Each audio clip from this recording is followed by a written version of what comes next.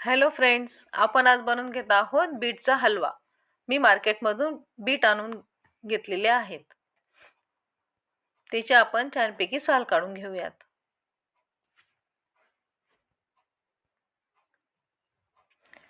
छानपैकी साल काढून झालेले आहेत. आता आपण बीट किसूयात. हळूहळू बीट किसायचे, नाहीतर हाताला लागू शकते आपल्या. चालेल, तर मग आपलं किसलेले बीट रेडी आहे.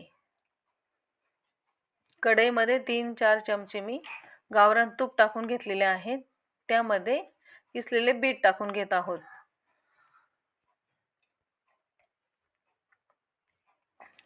बीटामधून आपल्याला हिमोग्लोबिन मिळते आणि छोट्या मुलांना पण बीट आपण छोटे मुलं आपले बीट डायरेक्ट खात नाही, तर आपण हलवा करून खाऊ घालू शकतो मुलांना.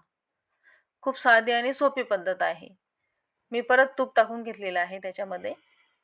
त्यानंतर थोडे दूध टाकलेले आहेत. त्यानंतर साखर टाकलेली आहेत आपण.